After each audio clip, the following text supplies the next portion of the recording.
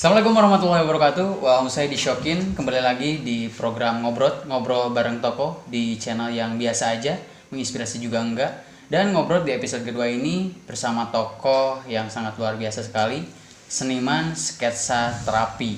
Ini bersama Kang Destrayana. Gimana sehat Kang? Alhamdulillah Kang. Luar biasa. Kita udah lama pengen bikin video ini, tapi sekarang baru kesampaian.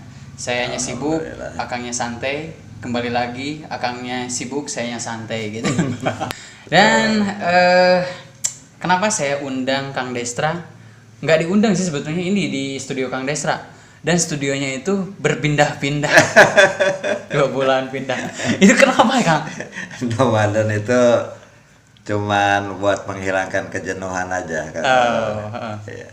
Jadi pindah-pindah gitu ya. Iya, betul. Jadi kalau misalkan ngomongin studio Kang Destrayana nih ya, kita nggak bisa nyebutin alamatnya karena bulan depan juga ini studionya udah dibongkar lagi dan pindah ke lain hati gitu kan.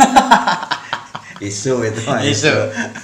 Itu. Destrayana akhir-akhir ini nih dari awal April kalau nggak salah ya, sedang diperbincangkan di Jawa Barat dan khususnya di Kabupaten Garut dengan satu event sosial, dengan gerakan sosial yang sangat luar biasa sekali, dengan hashtag sketsa terapi berbagi dan sketsa terapi peduli corona. Luar biasa nih. Dasar pemikirannya dari event ini apa sih Kang? Sederhana, sangat sederhana sekali Kang Ul. Hah. Timbul gagasan itu ketika lagi rame-ramenya soal kebijakan social distancing itu kan, yang mengharuskan orang-orang untuk diam di rumah ya, cicing di imah gitu ya, ngajedog di imah gitu. Nah,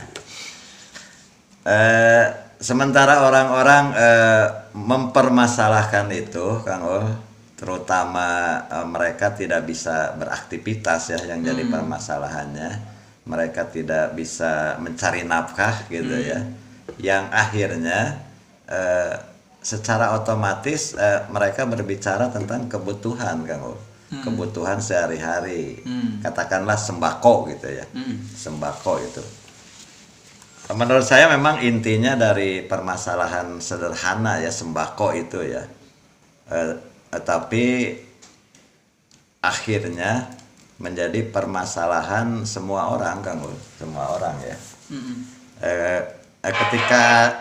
Ketika saya bersilaturahmi dengan teman-teman, mereka berbicara tentang sembako ya. Kemudian ke saudara-saudara masalah sembako juga yang saya dengar, yang pada akhirnya ya ada gagasan ya dari saya sebagai sketsa terapi itu, yaitu dengan menggagas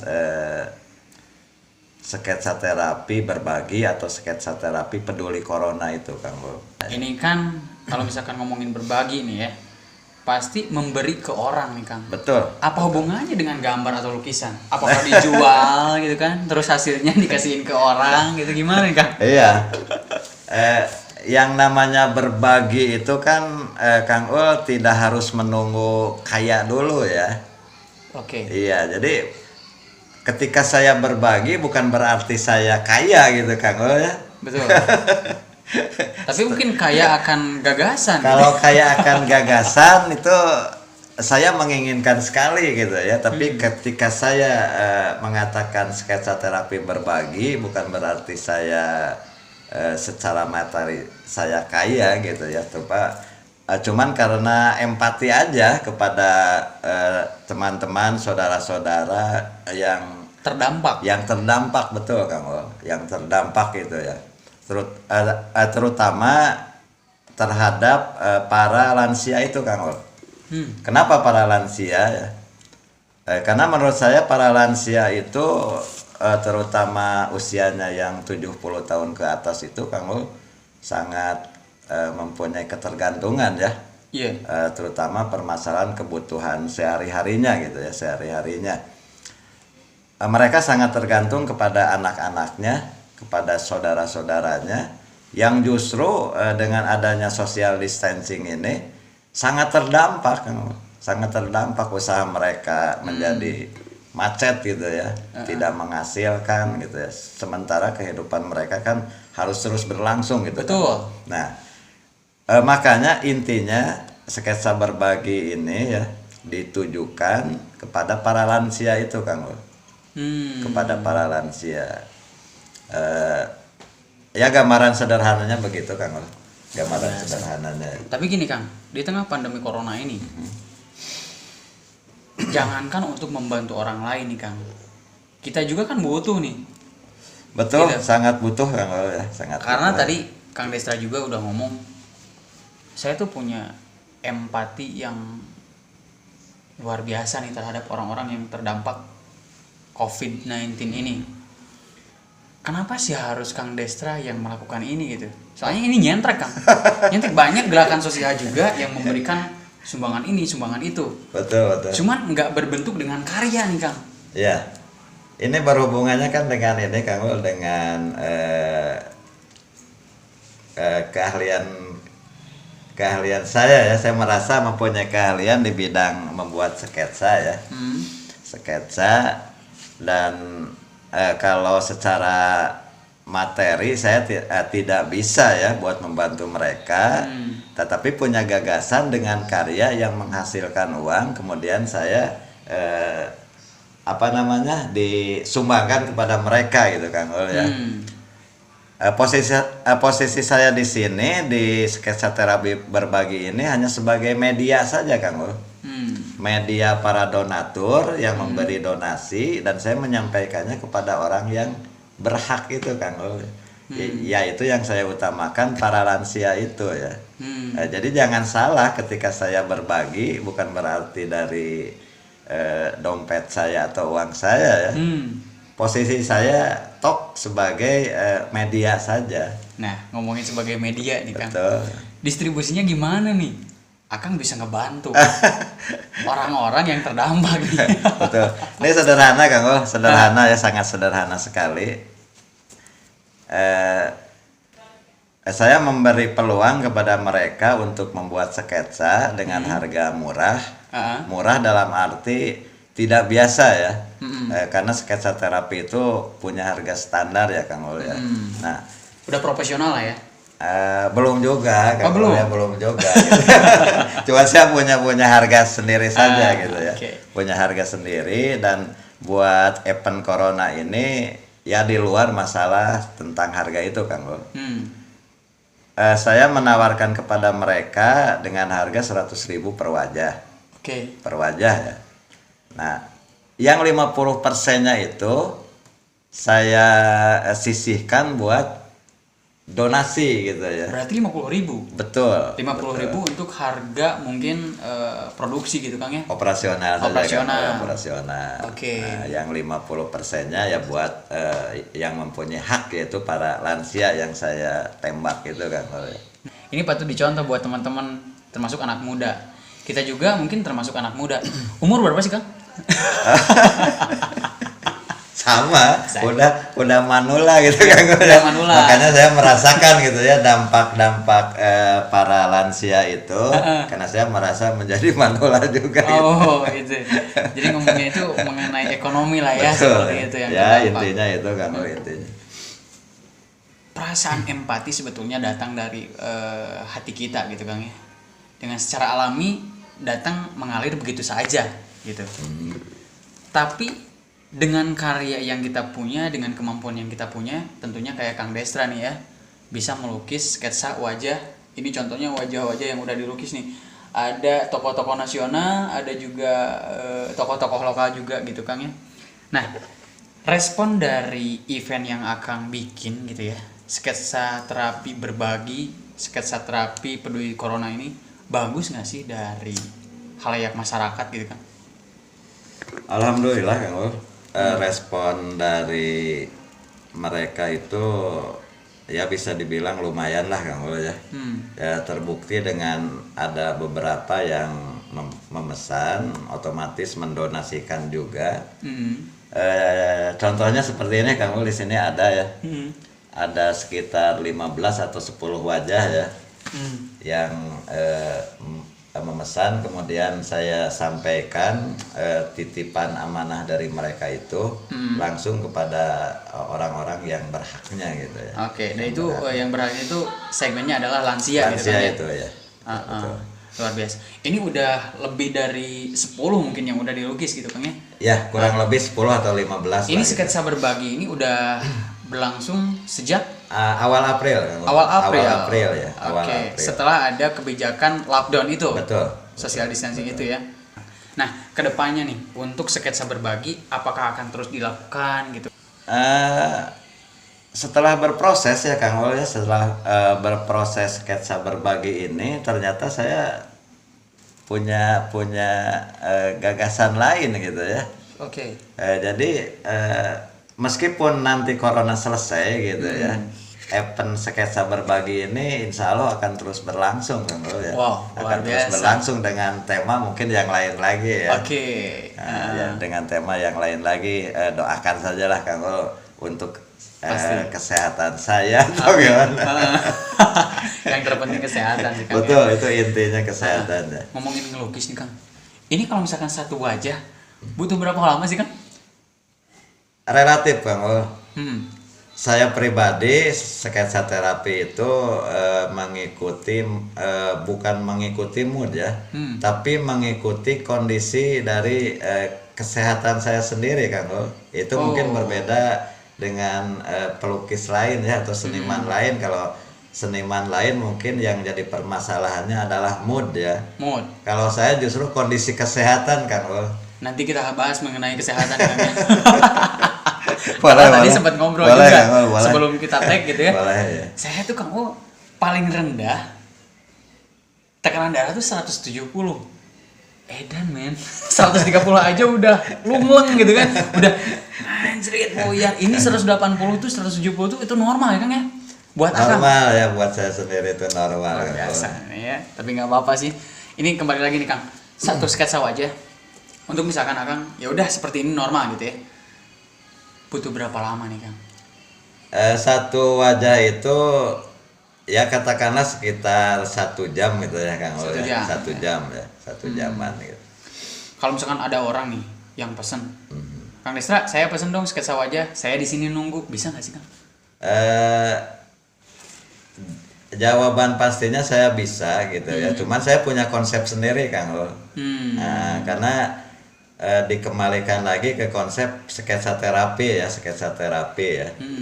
Dalam arti sketsa terapi itu tidak punya konsep untuk on the spot ya Kang Ul ya.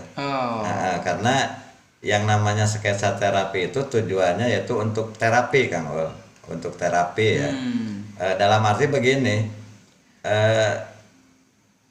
ketika saya merasakan bahwa kondisi kesehatan saya kurang baik gitu ya, di sana saya tidak bisa berkarya Kang Ul. Ya kemudian ada semacam beban yang akan menimbulkan stres gitu ya. Saya katakanlah stres gitu ya. Jadi saya simpan dulu lah masalah aktivitas itu karena merasa bahwa kondisi saya kurang baik gitu Kang Ul. Oke. Jadi buat orang-orang yang pengen pesen itu nggak bisa ditungguin. Jadi sesuai dengan kesehatan dan juga tergantung mood juga gitu kan ya. Itu kendalanya ya Kang Ul. Nggak bisa on the spot bro. Kendalanya gitu ya. Tapi kalau misalkan ngelukis wajah, sketsa wajah selucu saya nih Kang, bisa nggak sih 15 menit gitu kan?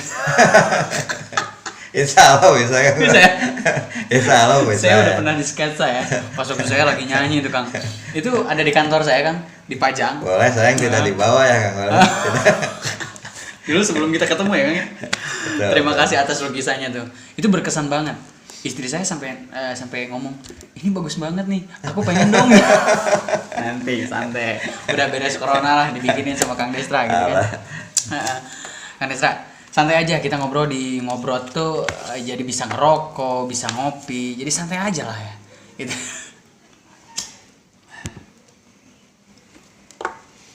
Kang, sketsa terapi. Kenapa sih mendeklarasikan sketsa terapi? Sedangkan kan di belakangnya itu terapi berhubungan dengan kesehatan nih Kang. Betul Kang. Kenapa nih? Awalnya begini Kang Ul. tahun 2014 Ah, saya diberi cobaan ya Kang Ul, sakit berupa kelumpuhan tangan kanan dan kaki kanan saya. Kata orang itu stroke ya Kang Ul ya, tapi pada saat itu saya tidak merasa bahwa itu stroke gitu ya, karena secara tiba-tiba Kang Ul ya, secara tiba-tiba ya. Cuman yang saya rasakan pada waktu kejadian itu, saya merasa apa ya namanya ya, putus asa juga Kang Ul, putus asa juga ya, karena yang biasa beraktivitas gitu ya, tiba-tiba mengalami hal yang di luar dugaan saya gitu ya, diberi kelumpuhan dan apa namanya ya, pada saat itu saya sama sekali tidak bisa berobat secara medis ya, karena kondisi, karena keterbatasan, betul, keterbatasan ekonomi betul, mungkin gitu ya kan. betul, begitu Kang. Sebelum lumpuh, aku sebagai perupa juga, apa sebagai profesi yang lain gitu Kang?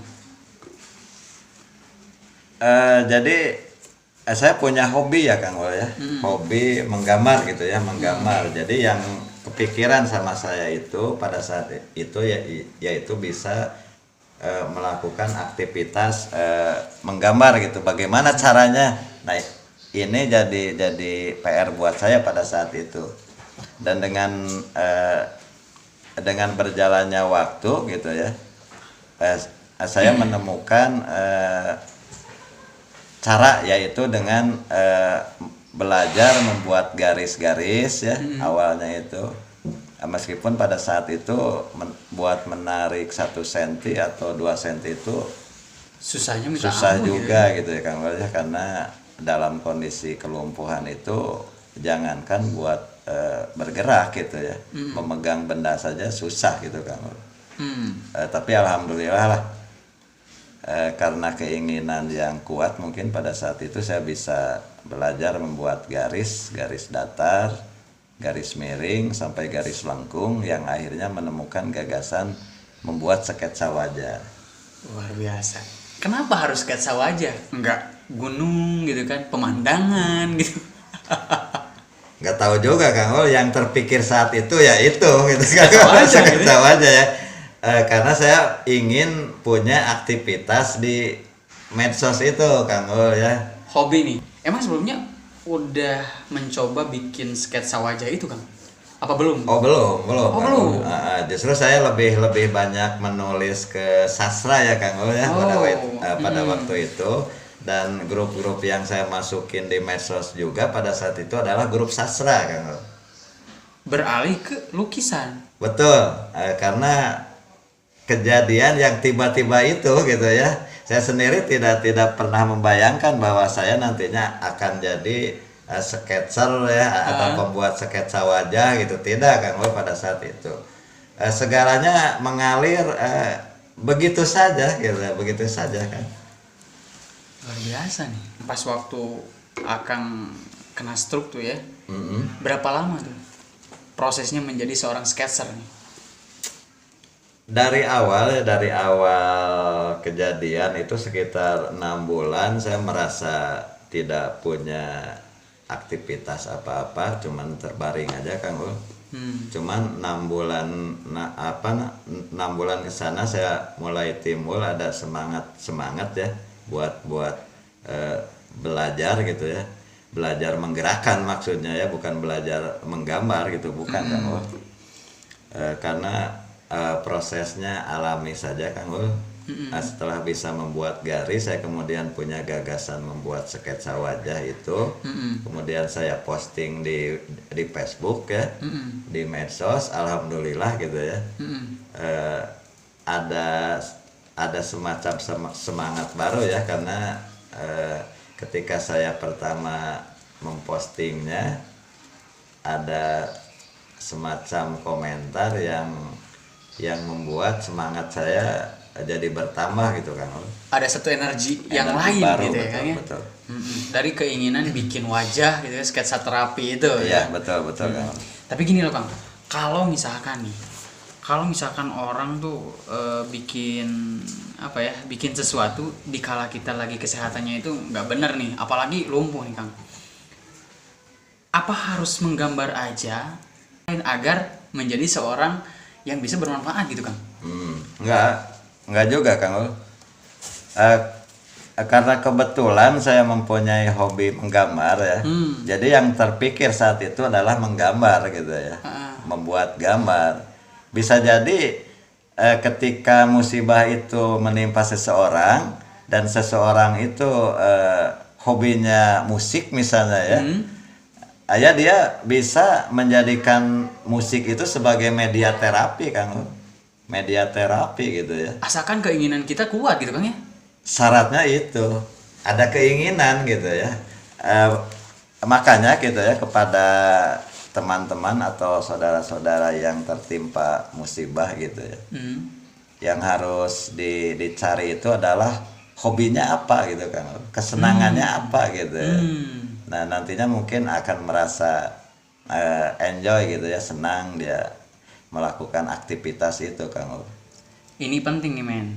Jadi buat teman-teman yang mungkin di rumah punya saudara yang lagi mengalami kelumpuhan atau stroke gitu ya, cari aja kesibukan. Jadi jangan putus asa juga ya Kang ya.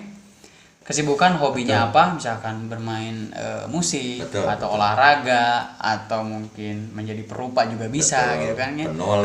Penulis ya udah lakuin aja apa yang kamu senangi sekarang gitu ya Kang ya. Itu menjadi salah satu media untuk kita terapi ya. Itu kayaknya energi terbesar daripada kita berobat mungkin secara medis ya Kang ya. Iya, karena medis juga ya, tanpa ada semangat dari si pasiennya itu tidak mungkin gitu ya Kang. Tapi gini Kang, dari kondisi penyakit gitu, kalau misalkan stroke ya, selain dari tekanan darah yang tinggi juga gitu, ternyata stroke itu dari pikiran juga yang nggak tenang. Pernah nggak sih Kang ngerasain seperti itu? Pernah gitu Kang, ya mungkin kemungkinan juga gitu ya, karena saya kan tidak punya garis keturunan penyakit gitu ya Kang, misalnya darah tinggi gitu ya, yang berhubungan erat dengan stroke itu kan darah tinggi, tensi ya. Jadi saya tidak merasa atau tidak tahulah, tidak ada garis keturunan tentang permasalahan tensi. Yang saya rasakan pada saat itu justru yang dikatakan Kang Uul barusan gitu ya, mungkin dari pikiran gitu ya, dari hati gitu ya, timbulnya itu Kang Uul. Nah, jadi pandai-pandailah menjaga pikiran dan hati itu. Jagalah hati, jangan kau nodai gitu Kang ya. Betul, sepakat kan. Sepakat. Jadi itu pesan dari Agim tuh bener kan? Benar sekali. Pernah nggak sih ngelukis Agim? Di sini ada, saya lihat tuh ada Habib Rizik, terus ada Ustadz Adi Hidayat, ada Ustadz Abdul Somad juga. Betul. Agim pernah nggak sih kan? Agim belum. Ya. Terus terang aja Kang Ul, kalau saya kan menggambar itu tidak asal menggambar gitu ya. Jadi bagaimana keinginan ini aja, kalau misalkan ngomong gitu ya, berarti saya lebih spesial dari Agim tuh Kang. Spesial sekali. Ya makanya gitu, saya kan dominan bukan melukis artis-artis atau orang-orang terkenal Kang. Justru saya lebih banyak menggali atau membuat ya wajah-wajah orang-orang biasa gitu Kang.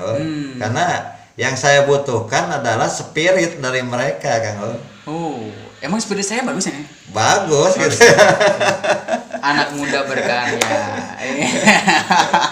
Ya jangan salah paham gitu ya. Kalau misalnya saya melukis artis gitu ya, atau melukis orang-orang terkenal, mereka kan sudah biasa Kang Ul. Fotonya sudah di mana-mana ya, kemudian sudah banyak orang yang menggambar gitu. Tapi kalau orang-orang biasa kan ketika saya buat wajahnya itu, mereka merasa spesial sekali Kang Ul. Asli. Bener. Nah, jadi yang saya tarik dari orang-orang biasa ini adalah rasa kebahagiaannya gitu kan. Benar. Iya. Gini loh Kang, kan ngobrol bareng tokoh itu baru 2 episode sama tokoh yang kedua Kang Destra nih. Kemarin saya ngobrol sama si Jack, itu pengusaha kopi tuh. Ini Kang Destra pengen nih. Ada banyak komentar kemarin dari ngobrol episode yang pertama nih Kang. Komentarnya tuh kayak gini. Kenapa lu nggak bikin dari dulu? Berarti dia suka. Betul. Ada juga yang ngomong kayak gini. Wah, lu mau manfaatin momen aja. karena banyak banget acara ngobrol-ngobrol kayak gitu. Enggak juga anjing. Ini iya, ya enggak. Ini banyak banget gitu ya. Ini cuman media pembelajaran, media gimana kita menunjukkan kebahagiaan kita, menunjukkan bahwa kita tuh pengen kayak gini gitu kan. Ya, setuju Kang, setuju. Mengalir aja gitu. Iya, betul. Gitu. Nah, kembali lagi ke sketsa terapi nih, Kang. Dari cerita Akang tadi mengenai penyakit yang Akang idap gitu ya, dengan stroke kelumpuhan sampai bisa menjadi seorang sketser. Akang berani mendeklarasikan bahwa saya tuh sketser terapi nih. Kapan nih, Kang? Aduh. Ini kalau sketsa terapi saya tadi juga mengatakan Kang Ol ya bahwa saya memposisikan diri sebagai pasien aja Kang Ol. Pasien yang memanfaatkan media sketsa itu buat terapi gitu, maksudnya begitu Kang Ol ya. Maksudnya begitu. Nah, kalau ditanya kapan sih mulainya? Ya mulainya ketika saya sakit ya, kemudian mempunyai aktivitas menggambar, dan sketsa terapi itu lahir setelah saya berhitung bahwa karya saya itu sudah 300 wajah gitu kan. Wow. Dalam waktu 2-3 bulan lah. Nah, di sana saya baru menyadari kok saya bisa bergerak gitu ya. Nah, makanya sebagai tanda terima kasih saya kepada terapi dengan sketsa ini, saya memproklamirkan sketsa saya itu sebagai sketsa terapi gitu Kang Ul ya. Cuman buat mengingat-ingat aja gitu ya bahwa saya sembuh karena membuat sketsa. Luar biasa. Ini menginspirasi nih buat teman-teman yang punya momen nih ya. Jangan asal bikin momen aja gitu. Sekarang tuh kalau misalkan orang bikin momen Kang, itu pikirannya ini jadi duit nggak sih?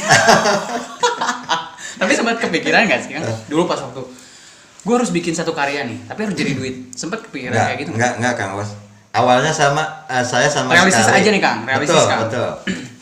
Awalnya ketika saya mengawali sketsa terapi itu tidak berpikiran akan menghasilkan uang Kang Bos. Yang terpenting kesembuhan. Yang terpenting bukan kesembuhan, justru saya mengisi waktu buat aktivitas itu Kang Bos. Wow. Tidak direncanakan misalnya membuat sketsa itu untuk pengobatan saya Kang Ul ya. Tidak mengatakan makanya ketika orang-orang lain meminta bukti bahwa saya pernah sakit itu, saya tidak mendokumentasikan itu Kang Ul. Maaf nih Kang. Tidak bisa mendokumentasikan karena saya maaf sebentar Kang Ul.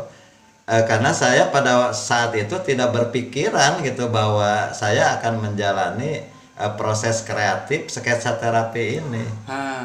Selama sakit nih Kang. Betul. Kan kebutuhan keluarga harus terpenuhi nih. Gimana nih cara mensiasatinya? Selain gift dari Tuhan nih Kang. Selain gift dari Tuhan nih. Nah ini pengalaman saja Kang. Saya menemukan kebenaran ikhlas itu yaitu pada waktu itu Kang. Ketika saya membuat sesuatu, bekerja sesuatu tanpa pamrih ya. Nah itu saya menikmati sekali hasil dari ikhlas itu Kang. Sebagai buktinya begini Kang ya, yang saya alami gitu ya. Ketika saya membuat wajah seseorang, saya tidak mengharapkan imbalan gitu ya. Tapi kemudian mungkin ini cara Allah Subhanahu wa Ta'ala ya memberi jalan gitu. Ketika seseorang ikhlas itu Kang Ul akan datang semacam imbalannya gitu Kang Ul ya. Dari arah dan waktu yang tidak disangka-sangka itu Kang Ul. Gitu. Jadi pada saat itu saya tidak mengharapkan imbalan, tapi tiba-tiba banyak orang yang empati juga mungkin ya, dengan mengirimkan alat-alat gambar gitu ya, bahan-bahan buat melukis berupa patlot, buku atau kertas apa saja gitu ya. Yang akhirnya ada yang mengirimkan secara materi yaitu uang gitu Kang Ul ya, alhamdulillah gitu. Itu cara Tuhan ya. Betul betul. Luar biasa nih. Yang berperan penting dalam hidup Akang nih, menjadi seorang skater sekarang yang menurut saya sih sukses Kang. Ya, punya karya yang orang tuh bisa menikmatinya dan juga bisa diterima nih oleh masyarakat.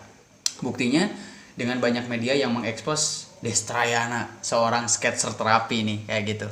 Nah, motivasi terbesar Akang apa sih Kang? Motivasinya ya keluarga Kang Ul. Yang dekat keluarga itu Kang Ul ya. Karena ketika saya tidak berdaya pada itu, yang paling respon adalah keluarga terdekat ya, terutama istri gitu ya, anak-anak gitu. Yang kemudian menjadi dasar juga pada waktu itu, ketika saya tidak berdaya itu, yang menjadi pemicu itu yaitu buat saya sendiri tidak bermanfaat gitu ya, apalagi buat anak-anak dan istri saya, awalnya begitu ya. Dan hasilnya alhamdulillah gitu ya, alhamdulillah saya juga secara tidak langsung mungkin mengalirkan ya manfaat itu ke orang lain gitu. Jangan terlalu serius Kang, kita ngerokok dulu, kita ngopi dulu. Di ngobrol tuh bebas, mau 2 jam, 3 jam juga santai aja. Ini teman-teman juga yang ada di sini banyak banget nih yang nonton ya. Ini fansnya Kang Destra juga apa gimana nih? Halo. Yang ngebantu mempersiapkan ini Kang ya. Terima kasih buat teman-teman nih. Kang, ngomongin berkah nih dari sketsa terapi nih. Sampai bertemu dengan seseorang yang sangat luar biasa di Indonesia, yaitu mantan presiden ke-6 2 periode, yaitu Susilo Bambang Yudhoyono. Sampai ketemu dengan beliau bersama keluarganya dan bisa melukis wajahnya itu seperti apa nih Kang? Ini menarik nih. Alah. Awalnya sederhana Kang Ul. Saya tidak mentargetkan sesuatu ya. Pada saat itu kebetulan tiba-tiba saja gitu ya, saya ingin menggambar Pak AHY gitu ya. Pak Agus ya. Pak Agus Yudhoyono itu, yang pada saat itu beliau sedang mengadakan road show gitu ya, road show Demokrat itu di Pulau Jawa gitu kan, di Pulau Jawa, dan saya tiba-tiba ingin membuat sketsa beliau. Karena ganteng gitu Kang ya? Bukan karena ganteng ya, karena keinginan hati saja gitu ya. Yang orang yang spesial gitu ya? Yang spesial aja gitu, yang spontan saya buat gitu ya. Tapi itu terlepas dari pilihan gubernur gubernur Jakarta ya? Tidak, sama sekali tidak Kang. Nggak ada ya? Sama sekali tidak itu. Ini no politik bro, ngomongin politik juga bebas di sini mah. Spontan saja Kang Ul ya. Spontan saja ingin membuat wajah beliau gitu ya. Nah cuman hasilnya luar biasa Kang Ul pada saat itu. Nah, saya menemukan ini spirit baru ya, karena pada saat itu almarhum Ibu Ani langsung memberi respon dengan menyukainya gitu. Postingan? Betul, di IG itu kan. Oh jadi di scan dulu, terus setelah itu di upload ke Instagram, di posting di IG ya. langsung di mention ke keluarga itu. Betul. Cuman like tuh Pak, tapi spiritnya itu luar biasa gitu. Energi yang kita dapat tuh luar biasa ya. Dan timbul gagasan baru, kenapa saya tidak menggambar Ibu Aninya sendiri gitu.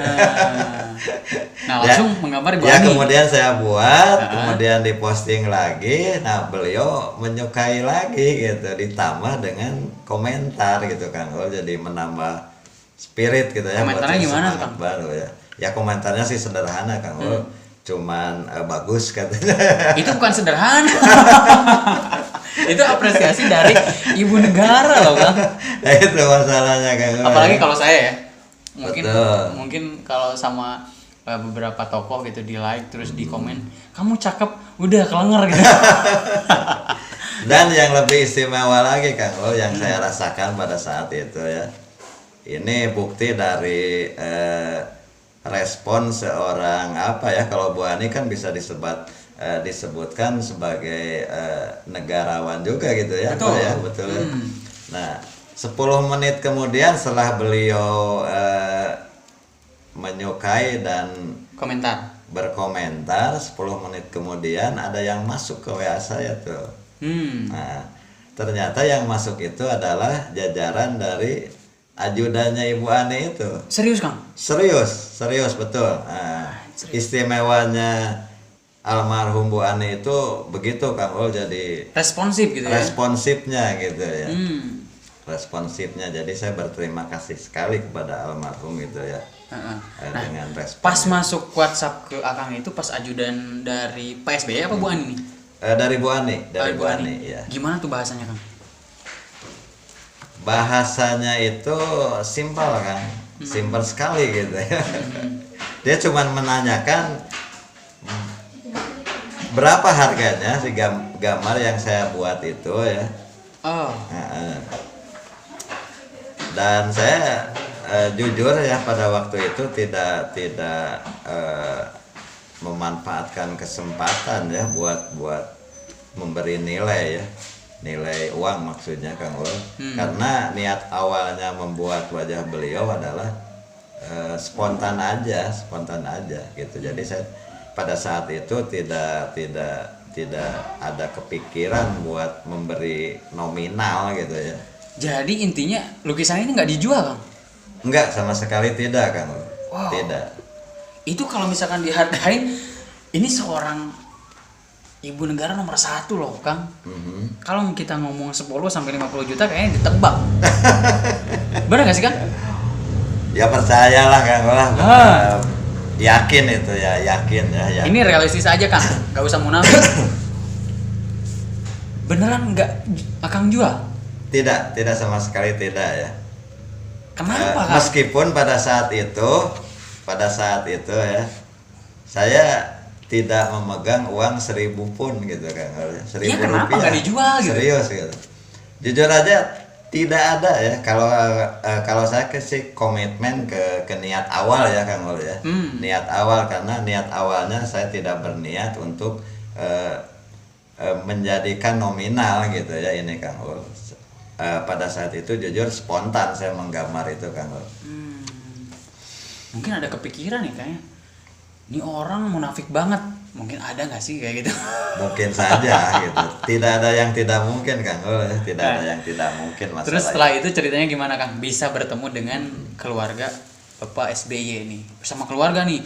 Kalau dari gambar nih ada Pak Ibas, kemudian Pak SBY, almarhum Ibu Ani, dan juga Pak AHY nih. Di salah satu hotel ya Kang ya? Betul.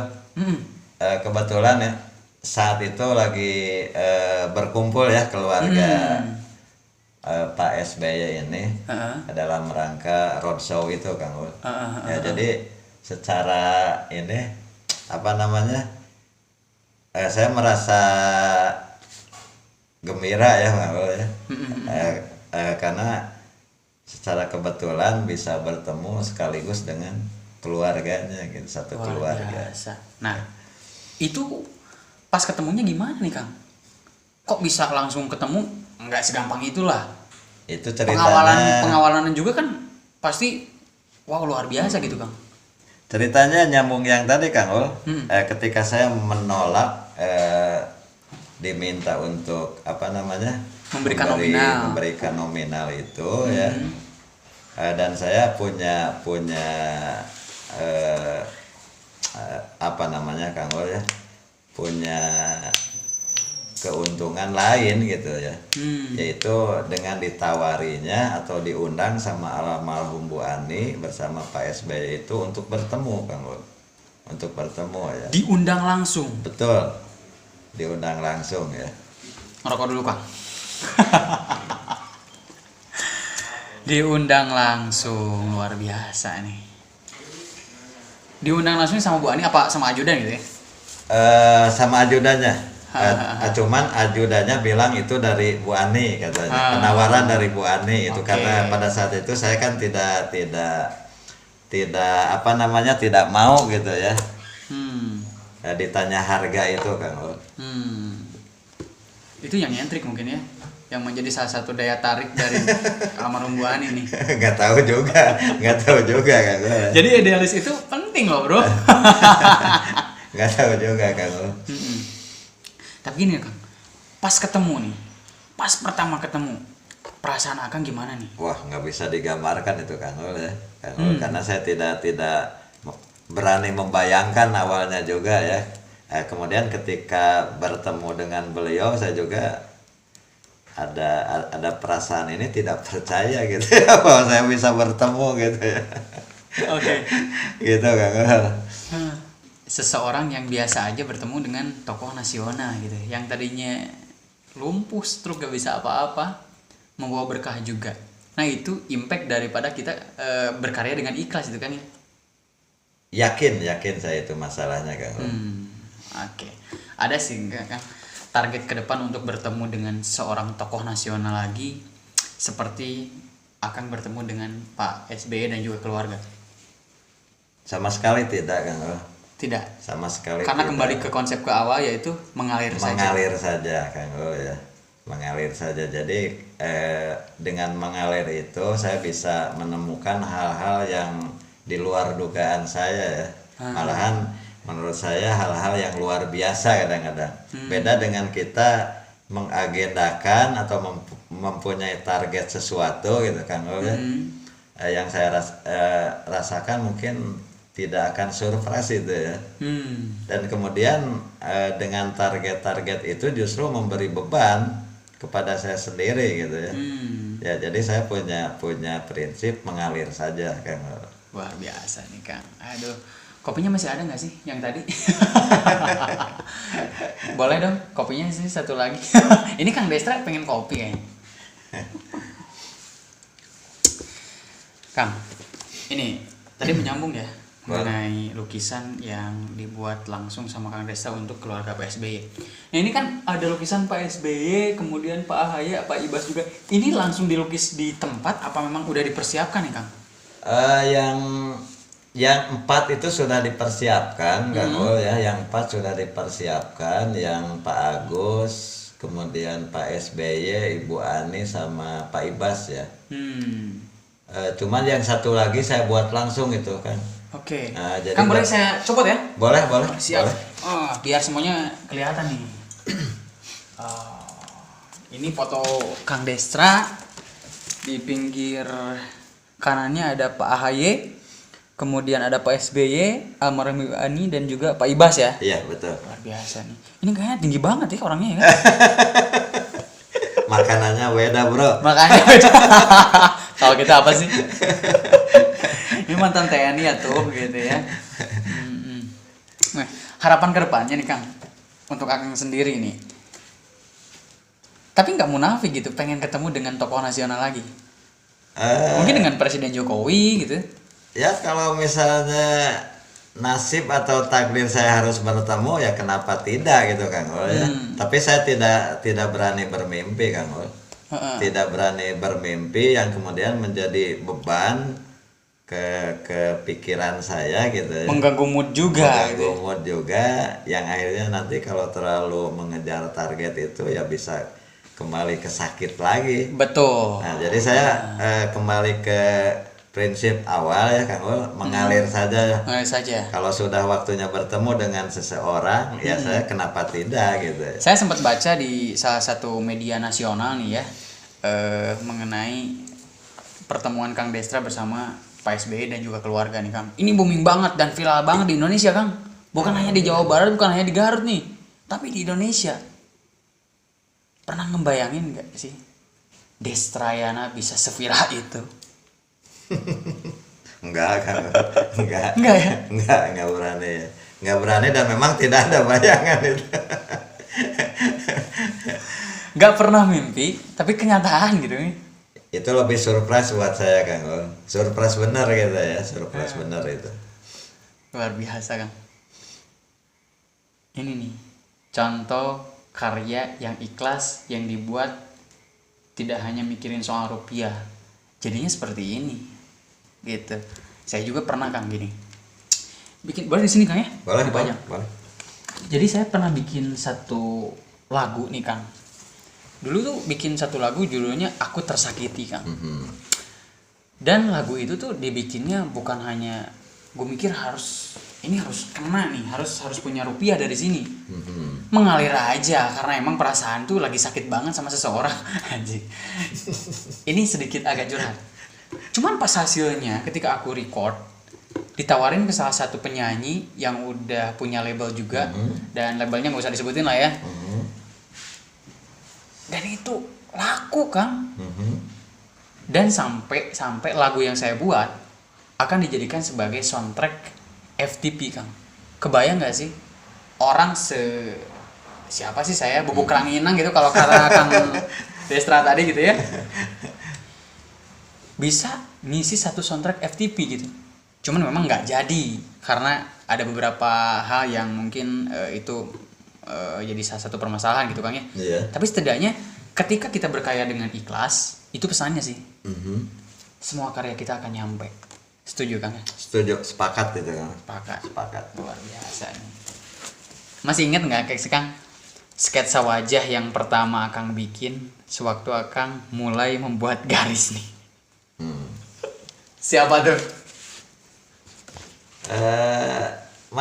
Jelas masih ingat Kang. Ya karena itu adalah tonggak sejarah ya buat sketsa terapi ya. Masih ada di sini? Apa udah dikasih ke orangnya? Masih ada Kang. Malahan di gambarnya itu di kertas apa ya, senemunya waktu itu aja Kang. Kalau tidak salah di kertas HPS ya Kang ya. Bekas anak-anak tuh bekas mainan anak-anak saya gambar di HPS, dan orangnya itu adalah teman saya di Facebook ya. Boleh sebutin namanya? Orang New Caledonia itu ya. New Caledonia New Caledonia itu kalau tidak salah perbatasan di Perancis ya. Wow. Perbatasan di Perancis ya. Nah bisa dilihat lah di akun saya ya, di sketsa terapi Desrayana. Ada dari awal mulai berkarya memposting maksudnya di sana, dari yang pertama sampai yang terakhir ada, insya Allah Kang. Dari awal sampai sekarang nih udah berapa sketsa wajah yang akan bikin nih? Secara pasti saya belum pernah menghitungnya Kang Ul. Tapi kira-kira berapa nih Kang?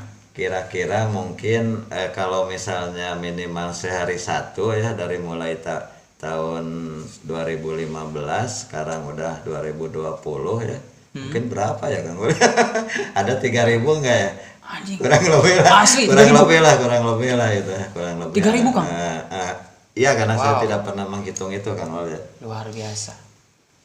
Tapi kalau misalkan udah segitu, udah lebih dari 1.000, ada kepikiran nggak sih buat bikin pameran sketsa terapi Desrayana? Kepikiran nggak sih Kang? Nggak kepikiran Kang. Cuman insya Allah. Apa gue mau bikin ini? Ini menarik loh. Ini karya loh. Betul. Ini karya. Ini patut untuk diekspos. Orang tuh harus tahu nih Kang. Ada sih kepikiran untuk ya udah tahun ini gue bikin nih. Sama sekali tidak Kang.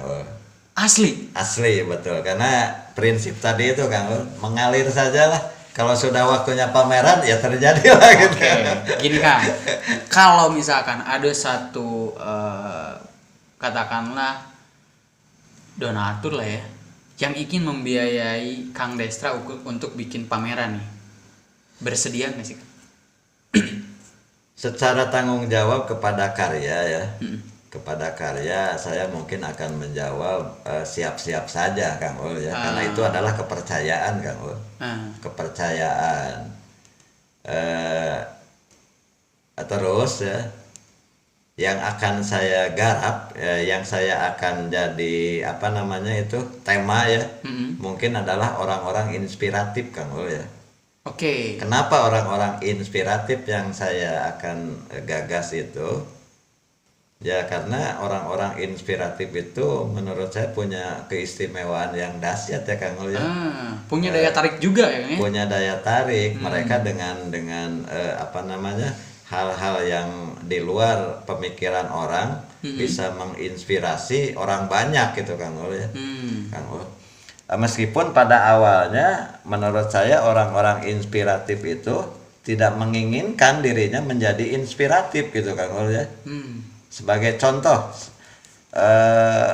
Kang Ul mungkin tahu ya dodol Garut ya, dodol Tahu Garut dong. yang Pak Haji itu ya Pak Haji Ato ya. Pak Haji Pak Iton ya mungkin Pak ya, Iton. Pak Iton ya. Heeh.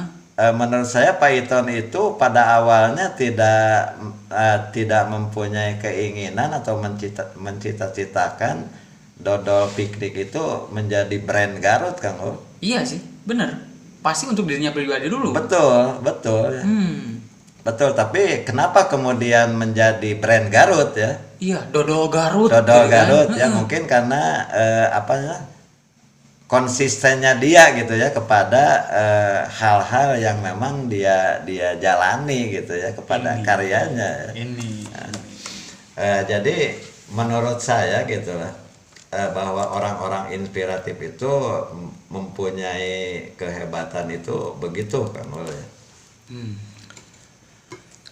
Nah, menurut Akang nih, orang inspiratif itu lahir dari kalangan apa nih Kang? Apakah pejabat, seniman, atau orang biasa nih Kang?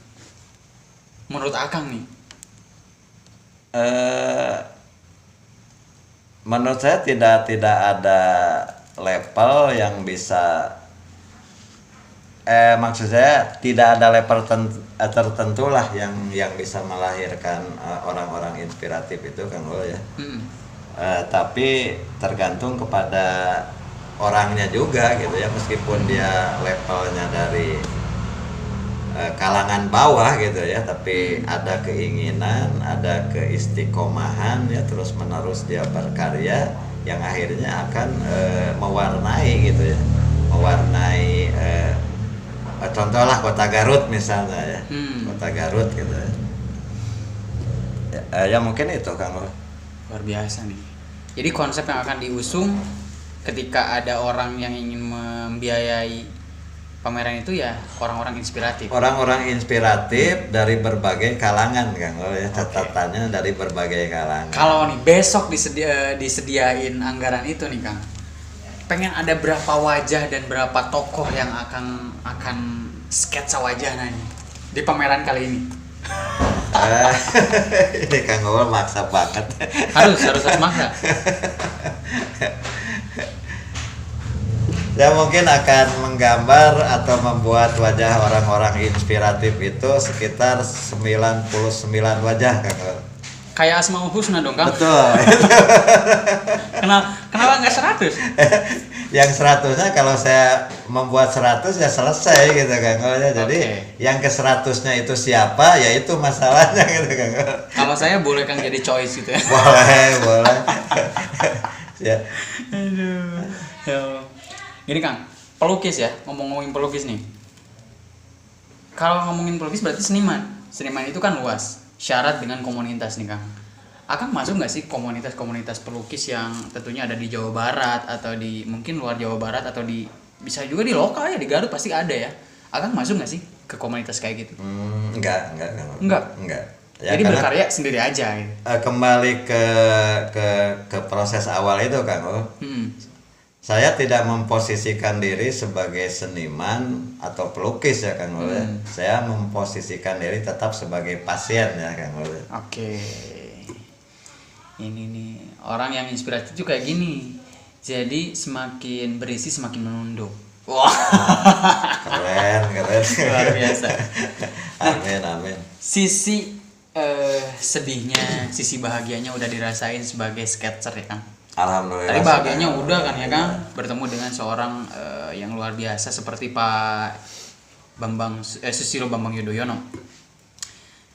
Sisi perihnya nih Kang, dari sedang menjalani karir sebagai sketser apa sih Kang? Sisi perihnya secara langsung saya tidak merasakan Kang Ul ya. Tidak merasakan yang namanya kekecewaan gitu ya. Justru yang saya rasakan ketika banyak orang yang meminta digambar gitu ya, yang digambar kondisi saya lagi tidak fit gitu Kang Ul ya. Ya jadi banyak karya-karya atau pesanan-pesanan yang katakanlah terlambat gitu ya. Tapi alhamdulillah saya tidak pernah menjanjikan kepada mereka kapan selesai gitu ya. Karena kembali ke kondisi awal lagi Kang Ul. Menyadari bahwa kondisi kesehatan saya itu tidak stabil ya, tidak stabil. Jadi saya beraktivitas, saya berkarya bukan mengikuti mood, tapi mengikuti kondisi kesehatan saya gitu Kang. Tapi kalau misalkan ngomongin soal bisnis nih Kang ya, bisnis yang mungkin akan jalannya sekarang, itu akan mengganggu juga Kang distribusi ekonomi kita ketika ada pesanan yang telat gitu kan. Betul. Untuk mensiasati itu gimana nih Kang? Salah satunya mungkin saya meminta maaf kepada mereka Kang Ul. Meskipun saya tidak pernah menjanjikan kapan karya pesanannya selesai gitu ya, tapi saya tetap berkomunikasi dengan mereka selama saya mampu ya.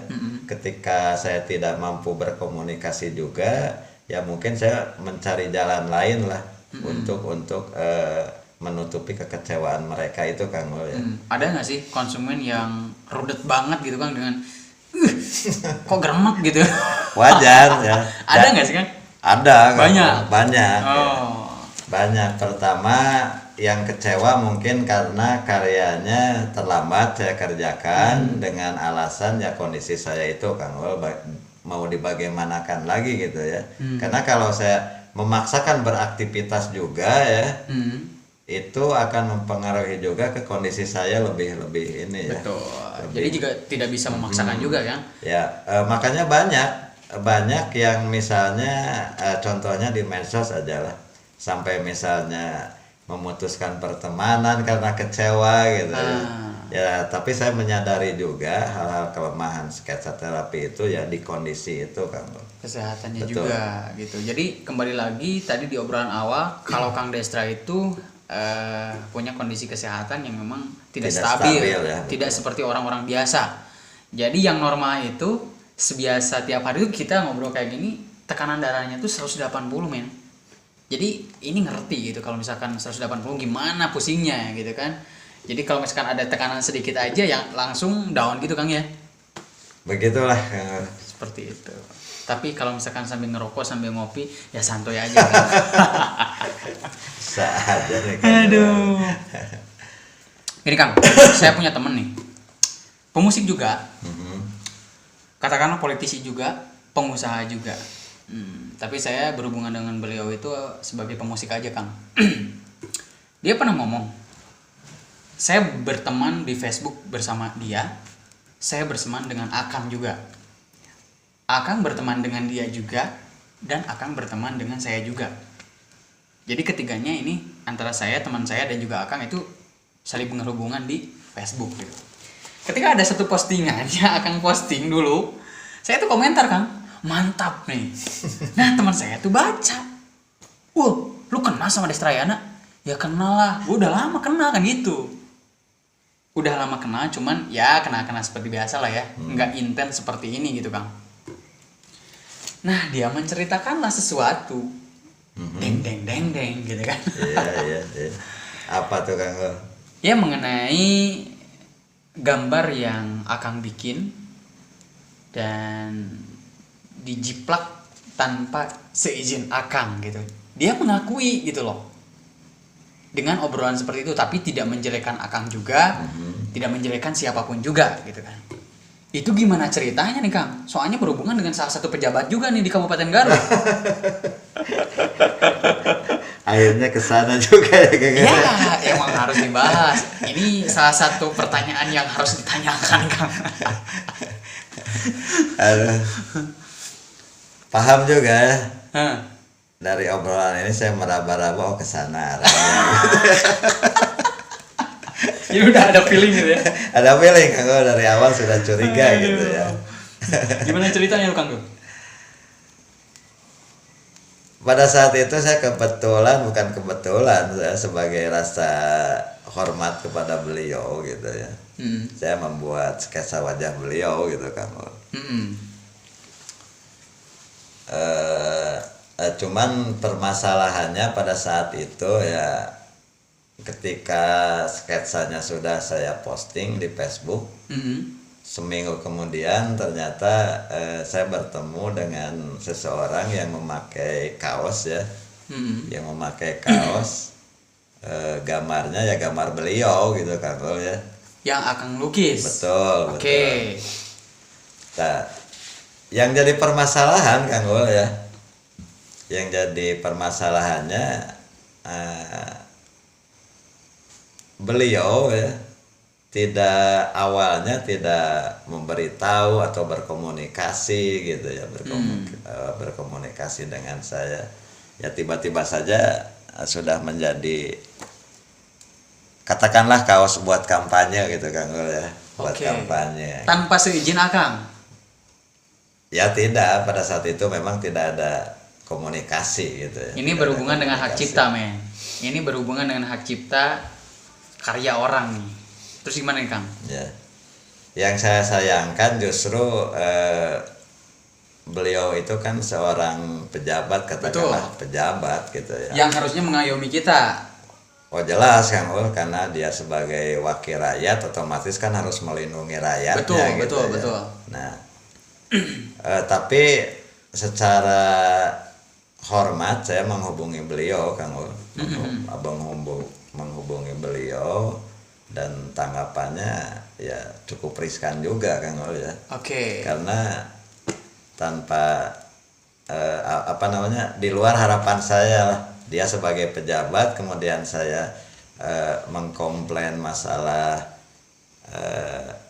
karya saya yang beliau pakai gitu ya. Dan beliau cuman memberi alasan bahwa itu adalah kerja dari timnya gitu Kang Ul ya. Meskipun kerja dari timnya, harapan saya pada saat itu ada penyelesaian yang elegan gitu. Betul. Yang elegan. Harus punya angle yang luar biasa elegannya dari seorang pejabat. Betul. Karena itu sudah menyangkut hak cipta gitu ya. Nah, jadi karya ini intelektual gitu ya. Karya intelektual yang memang harus dihargai gitu kan. Dihargai meskipun misalnya tidak dihargai dengan nilai nominal gitu, paling tidak secara etika dia memberitahu sebelumnya gitu ya. Betul. Selanjutnya setelah itu gimana Kang? Setelah ada tanggapan ini adalah kerja dari timnya, ada nggak sih perlakuan lain dari Akang ke timnya atau dari timnya ke Akang gitu? Tujuan saya pada saat itu buat pembelajaran Kang Ul, sebetulnya buat pembelajaran ya, buat pembelajaran kepada saya sendiri, pembelajaran kepada beliau gitu ya, bahwa jangan sembarangan lah memakai karya orang lain tanpa izin gitu Kang Ul ya. Karena di sini kan sudah termasuk ada aturan mainnya ya, ada aturan mainnya. Saat itu saya cuman meminta royaltinya aja dari beliau ya, dari beliau. Itu wajar kan? Itu sudah hak saya. Sedangkan perhitungan royalti itu kan bisa dihitung-hitung ya Kang Ul ya. Menurut saya tidak besar sih, tidak besar karena kaos yang beliau buat itu kata mereka gitu ya sekitar 3.000-an kaos gitu ya. Kalau misalnya dihitung nominal paling jatuhnya ya sekitar 1 juta lebih lah, 1 juta rupiah lebih lah gitu ya. Tapi karena tujuan saya pada saat itu tidak mengejar royaltinya, tapi buat pembelajaran kita semua ya makanya saya terus kejar, terus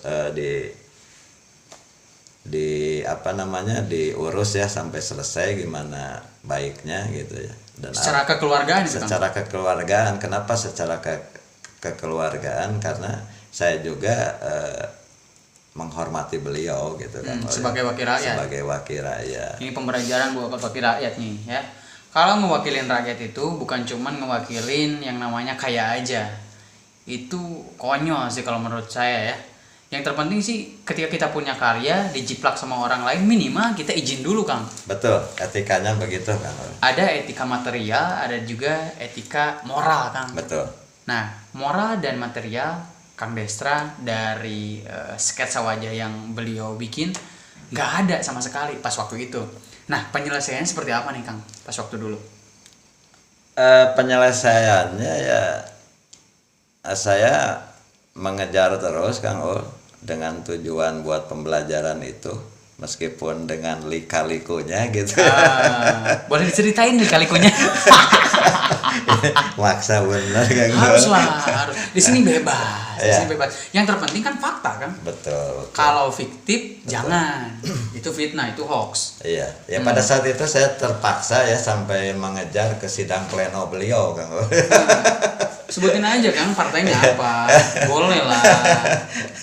Boleh. Boleh. Katakanlah saat itu sedang ada sidang pleno Golkar ya di Garut. Partai Golkar ya? Sekitar tahun 2017-an Kang Ul. Udah lama sih sebetulnya, cuman karena Kang Ul mengungkit-ungkit ini saya jadi memori saya jadi flashback lagi ke tahun itu Kang Ul. Oke, nanti saya cerita dulu, tapi abisin dulu Kang ceritanya. Secara spontan ketika karena beliau memang begini Kang Ul, beliau kan sudah janji mengadakan pertemuan ya sebanyak 3 kali gitu ya. Oke. Ya, tapi semuanya batal itu Kang Ul. Dis gitu ya. Ya mungkin karena beliau menyadari bahwa siapa sih Desrayana itu ya, Anjing, berada di gitu lah. level berapa gitu ya Nggak buat gitu bertemu lah. dengan beliau. Kalau misalkan alasannya adalah kesibukan, itu bisa ditolerir, Kang. Bisa ditolerir. Kamu bisa kalau ngomongin ditolerir, siapa ya. sih Destrayana, nggak bisa, gua nggak bisa. Menurut saya itu Kang Ul, Oh, ya, itu. menurut saya Versi ya. Kang Destra. Betul. Saya menyadari gitu ya. Menyadari buat bertemu dengan orang nomor 1 ya di DPRD itu mimpi juga enggak gitu ya buat saya. Ya mungkin itu pemikiran saya aja, mudah-mudahan beliau tidak punya pemikiran begitu Kang Ul. Oh, oke. Tapi kembali kepada tujuan awal, yaitu buat pembelajaran, saya ingin cepat-cepat selesai permasalahannya Kang Ul. Oke. Bagaimana sih cara menyelesaikannya beliau gitu ya, sebagai orang terhormat gitu Kang Ul ya. Makanya pada saat itu secara spontan saya mengambil inisiatif buat mengejar Kang Ul. Mengejar penyelesaian Ke sidang itu. pleno. Betul ya, karena kalau menunggu penyelesaian itu menurut saya tidak mungkin ya, tidak mungkin, makanya saya mengejar gitu. Sempat ketemu Kang di sidang pleno itu? Alhamdulillah ketemu langsung ya dengan beliau, dan beliau memerintah kepada timnya untuk menyelesaikan permasalahan ini Kang. Alhamdulillah ya. Dan setelah itu nih Kang ya, udah selesai setelah itu. Mereka ngasih royalti nggak Kang? Ngasih. Berapa nih royaltinya? Royaltinya sih menurut perhitungan awal saya Kang Ul. Kalau mereka katakan pembuatan kaos itu sekitar berjumlah 3.000 ya Kang Ul ya. Itu kan bisa dihitung budgetnya berapa gitu ya.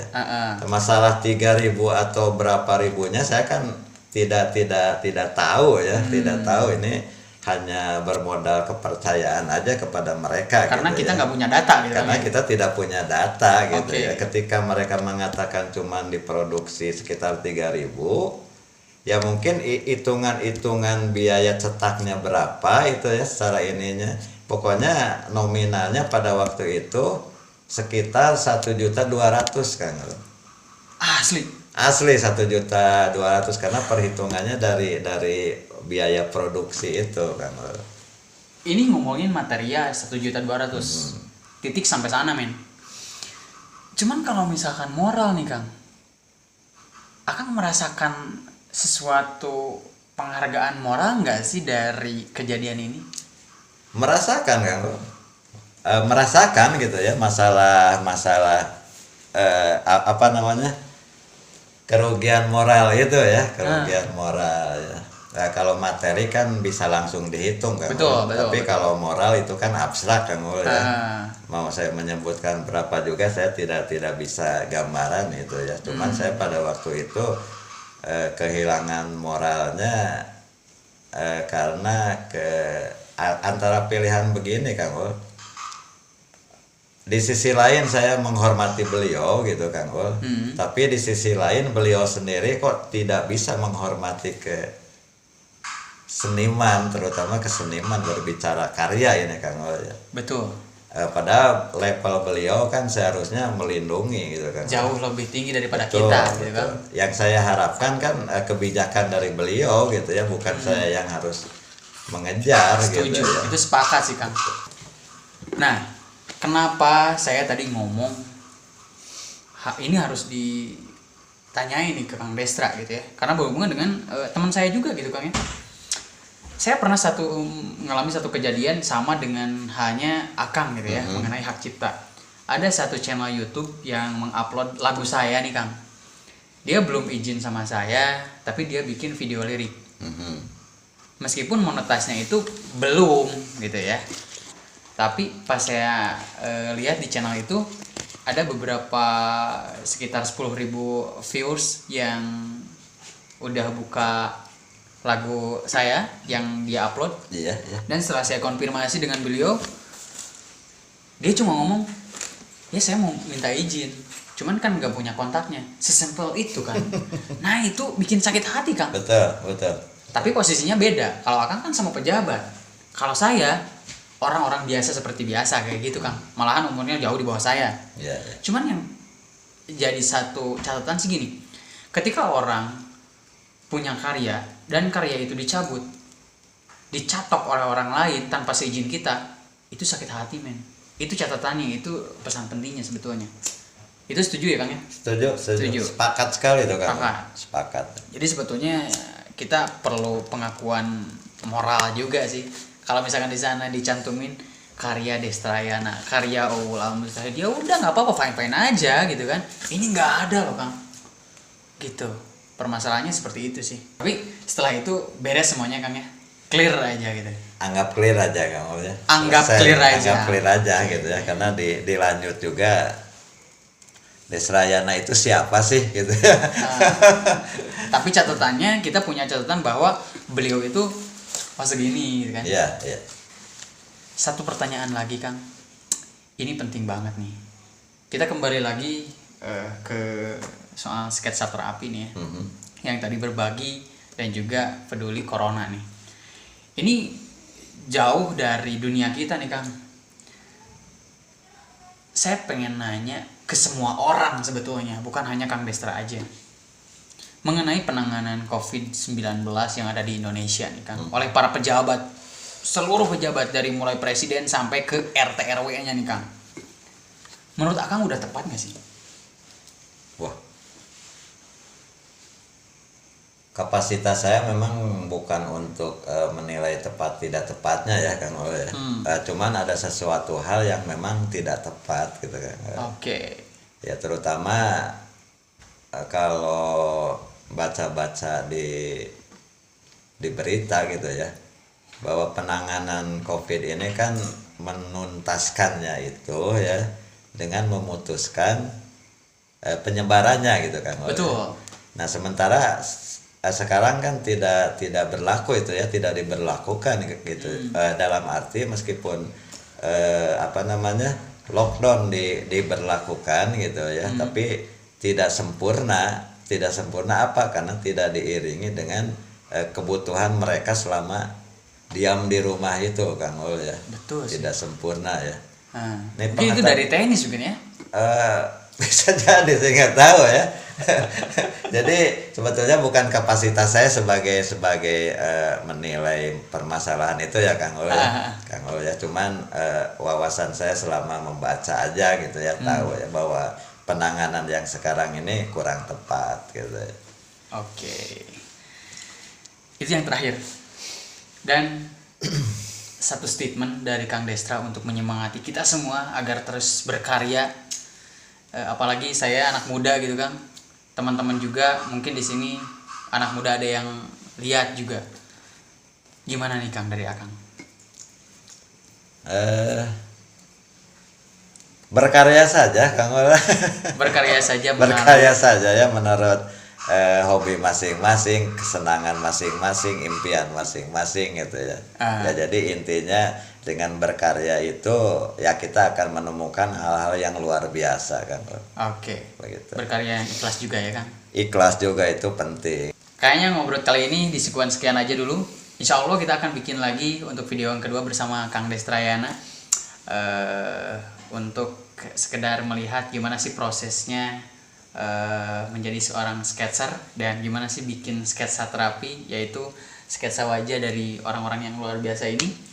Dan terima kasih Kang Destra udah nemenin saya di program ngobrol bareng tokoh. Semoga menjadi salah satu inspirasi juga buat teman-teman yang ada di rumah yang nonton video ini gitu ya. Amin, amin, amin. Dan juga nanti Kang Destra bakalan bikin video YouTube juga ya, YouTube channel gitu ya. Mudah-mudahan itu bikinnya namanya sketsa terapi ya Kang. Sketsa terapi. Pokoknya subscribe terus untuk Kang Destrayana dan sukses terus buat Kang Destrayana. Amin. Yang terpenting tolong doakan semoga Kang Destrayana saya juga diberikan kesehatan karena sehat itu mahal, Bro. Betul. Bener, Kang ya? Sepakat Ya. Terima kasih Kang Destra udah nemenin saya dan Sama-sama, teman-teman Kang. yang ada di rumah, mudah-mudahan menginspirasi semuanya ya. Assalamualaikum warahmatullahi wabarakatuh.